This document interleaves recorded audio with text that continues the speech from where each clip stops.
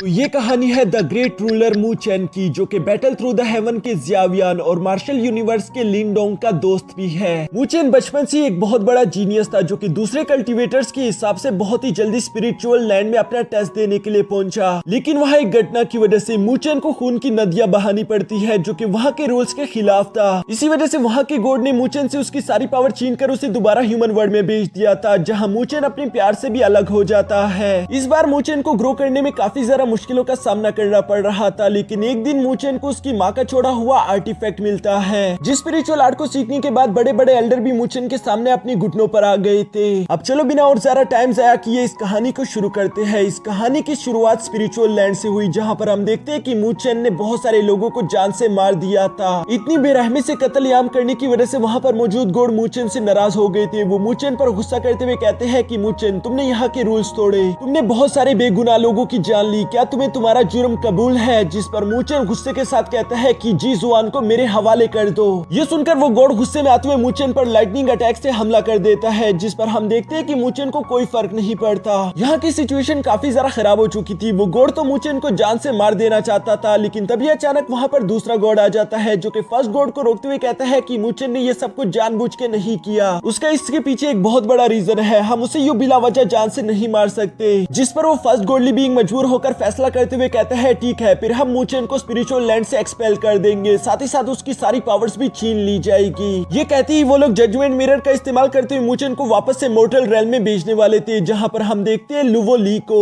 वो भागते हुए सीधा यहाँ मू चेन के पास ही आ रही थी, लेकिन अब उसके हाथ में कुछ भी नहीं था, इसलिए वो मू चेन से कहती है कि प्लीज मुझे वापस लेने जरूर आना, मैं 5 एकेडमीज में तुम्हारा इंतजार करूंगी। जिसकी दूसरी तरफ मू चेन भी उसका नाम चिल्लाते हुए वहां से टेलीपोर्ट होकर मोर्टल रेल में पहुंच गया था। इसके बाद हमें पूरे 1.5 साल बाद का सीन दिखाया जाता है, जहां हम देखते हैं कि मू चेन नॉर्थ स्पिरिचुअल एकेडमी के जंगल में बैठकर खुद के लेवल को कल्टीवेट कर रहा था। साथ ही साथ उसे लुवो ली की काफी याद आ रही थी, पर इसी दौरान कोई अपनी सोर्ड का इस्तेमाल करते हुए उस पर पीछे से अटैक भी कर देता है, जिससे बचने के लिए मू चेन ने भी अपना डैगर बाहर निकाल लिया था। थोड़ी देर के फाइट के बाद मू चेन सोचता है कि अब मुझे इस सोर्ड को तोड़ना ही होगा। ये करने के लिए मू चेन जैसे ही रेडी होता है, तभी अचानक पीछे से काइनीर की आवाज आती है, जो कि मू चेन से कह रही थी कि प्लीज मेरा सोर्ड मत तोड़ना। मू चेन उसकी आवाज सुनते ही रुक गया था। साथ ही साथ वो उसके पास आकर मुस्कुराते हुए पूछता है कि आखिर तुमने मुझ पर हमला क्यों किया? जिस पर काइनीर कहती है कि तुमने सेंसेशन मूवमेंट लेवल को ब्रेक थ्रू करके early stage of spiritual movement level को अचीव कर लिया। मैं तो बस तुम पर हमला करके ये बात वेरीफाई करना चाहती थी कि क्या तुम सच कह रहे हो। मू चेन उसकी ये बात सुनकर कहता है कि मुझ पर हमला करने का ये अच्छा रीजन बिल्कुल भी नहीं, जबकि दूसरी तरफ काइनीर कहती है कि चलो भी, मैं तुमसे लेवल में ज्यादा हाई हूँ, तुम मुझे नहीं हरा सकते। मू चेन इस बात पर कोई रिएक्शन नहीं देता, जिस पर काइनीर उसका मजाक बनाते हुए कहती है कि तुम बहुत ज्यादा बोरिंग हो चुके हो, पहले जब मैं ये तुमसे कहती थी तो तुम डर के मारे मेरे पैरों से चिपक जाते थे, मैं तो अभी तुम्हारे उस वर्जन को मिस करती हूँ। इसके बाद वो मू चेन से कहती है कि जब से तुम स्पिरिचुअल लैंड से वापस आए हो, मेरे डैड ने मुझसे कहा है कि मैं तुम्हारा ख्याल रखूं, इसलिए मैं चाहती हूँ कि तुम मेरे साथ चलो, मैं तुम्हें एक स्पेशल जगह लेकर जाने वाली हूँ। ये कहती ही वो मू चेन को अपने साथ लेकर जाने वाली थी, लेकिन तभी अचानक उसे हिट होता है कि उसने दोबारा से स्पिरिचुअल लैंड का नाम ले लिया। वो मू चेन से कहती है कि मुझे माफ कर देना, कहीं तुम्हें ये बुरा तो नहीं लगा कि मैंने तुम्हारे सामने स्पिरिचुअल लैंड का जिक्र किया? अगर तुम कहो तो मैं दोबारा उसका जिक्र बिल्कुल नहीं करूंगी। जिस पर हम देख पाते हैं कि मू चेन उस हादसे के बारे में कुछ भी बात नहीं करना चाहता था, इसलिए वो बात को बदलते हुए काइनीर से कहता है कि काइनीर, हम कहीं जाने वाले थे। काइनीर भी ये सुनकर मू चेन को अपने साथ नॉर्थ स्पिरिचुअल एकेडमी की ट्रेनिंग हॉल की तरफ ले जाना शुरू कर देती है, जहाँ रास्ते में वो मू चेन से कह रही थी कि मू चेन, क्या तुम्हें मालूम है कि कुछ ही वक्त में हमारे नॉर्थ स्पिरिचुअल एकेडमी में एक टेस्ट होने वाला है, अगर तुमने उसे पास कर लिया तो तुम हेवनली क्लास में जा सकते हो। यहाँ दोस्तों हो सकता है कि आप लोगों को थोड़ी बहुत चीजें समझ ना आ रही हो, इसलिए मैं आप लोगों को सिंपल करके बता देता हूँ। मू चेन, काइनीर और यहाँ पर मौजूद ये सारे के सारे स्टूडेंट नॉर्थ स्पिरिचुअल एकेडमी में पढ़ते हैं, जिसके 2 ब्रांच है, east branch and west branch. दोनों ही अलग अलग होकर डेसिपल्स को ट्रेन करती है। साथ ही साथ इन डेसिपल को भी मुख्तलिफ रैंक दिए जाते हैं, जिनमें से कुछ होते हैं अर्थ क्लास के, जबकि कुछ होते हैं हेवनली क्लास के। यहाँ पर इसी तरह से बातें करते हुए काइनीर और मू चेन आगे की तरफ जा ही रहे थे, लेकिन तभी अचानक वेस्ट एकेडमी के कुछ डेसिपल यहाँ मू चेन को देख लेते हैं, जिसे देखकर वो लोग आपस में बातें करते हुए कहते हैं कि ये तो वही लड़का है ना मू चेन, जिसे स्पिरिचुअल रोड से एक्सपेल करके वापस भेज दिया गया था।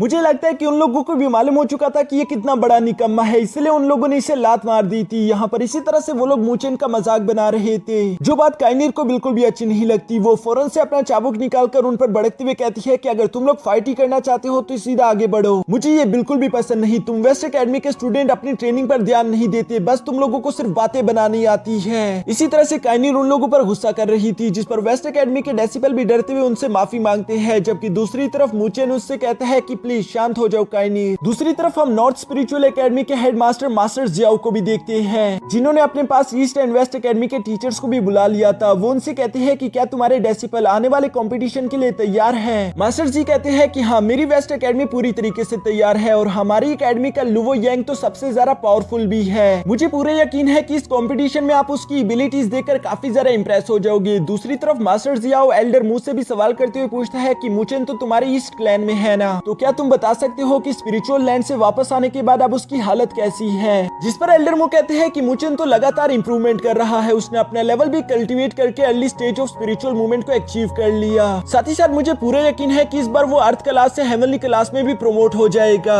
ये सुनकर मास्टर जियाओ काफी ज्यादा खुश हो गई थी। इसके बाद सीन शिफ्ट होकर मूचेन और काइनीर पर आ जाता है, जिन्हें लुवो यांग ने देख लिया था। वो काइनीर को मूचेन के साथ देखकर गुस्से के साथ कहते हैं कि आखिर काइनीर इस लूजर के साथ क्या कर रही है। वहीं पर लुवो यांग का बड़ा भाई लुवो मो भाई भी खड़ा था, जो कि लुवो यांग से कहता है कि तुम्हें इस लड़के से नफरत है। वैसे ये ठीक भी है, लेकिन अगले आने वाले कंपटीशन में यकीनन तुम्हारी फाइट इससे होगी, इसलिए तुम्हें हर हाल में ये फाइट जीतनी है, क्योंकि अगर तुमने इस कंपटीशन को जीत लिया तो इसकी वजह से तुम्हारी इज्जत बढ़ेगी। साथ ही साथ तुम द ग्रेट 5 एकेडमीज में अपनी पोजीशन भी बना पाओगे। ये सुनकर लुवो यांग अपने भाई से कहता है कि आप बिल्कुल फिक्र मत करो, मैं अर्थ क्लास में सबसे टॉप नंबर 1 का वॉरियर हूँ, मुझे कभी भी मूचेन नहीं हरा सकता। लेकिन लुवो मोबाई अपने भाई से कहता है फिर भी तुम अपना ख्याल रखना, क्योंकि तुम ये बात अच्छे से जानते हो हमारे लुवो क्लैन और मू क्लैन के बीच दुश्मनी है। अगर तुम ये फाइट मूचेन से हार गए तो बिला वजह हमारी इज्जत मट्टी में मिल जाएगी। लुवो यांग को यहाँ मूचेन पर काफी ज्यादा गुस्सा आ रहा था, जबकि दूसरी तरफ मूचेन इन सारी बातों से अनजान था। तभी अचानक मूचेन को किसी की आवाज सुनाई देती है, जो कह रहा था कि क्या तुमने वो सुना, वेस्ट एकेडमी के डेसिबल ईस्ट एकेडमी के डेसिबल को पीट रहे हैं। मूचेन ये सुनकर थोड़ा सा हैरान हो गया था, जबकि दूसरी तरफ हमें वही सीन दिखाया जाता है जहां वेस्ट एकेडमी के डेसिबल ईस्ट एकेडमी के डेसिबल्स को परेशान कर रहे थे। वो लोग ईस्ट एकेडमी के डेसिबल्स को कमजोर कर रहे थे, जबकि साथ ही साथ वो ईस्ट एकेडमी की लड़कियों को छेड़ भी रहे थे, जिसकी वजह से ईस्ट एकेडमी का किनशन आगे आकर अपनी पूरी जान लगाते हुए फाइट करने की कोशिश करता है। लेकिन दूसरी तरफ वेस्ट एकेडमी का युवान तो बहुत ही ज्यादा पावरफुल था। वो धीरे धीरे यहाँ किनशन पर भारी पड़ने लगता है। किनशन कमजोर पड़ते हुए कहता है कि शुक्र करो मूचेन यहाँ पर नहीं है, वरना वो तुम्हें तुम्हारी औकात याद दिला देता। ये सुनकर युवान को और भी ज्यादा गुस्सा आ जाता है। वो गुस्से के साथ कहता है कि आखिर तुमने मुझे मूचेन के साथ कैसे कंपेयर किया।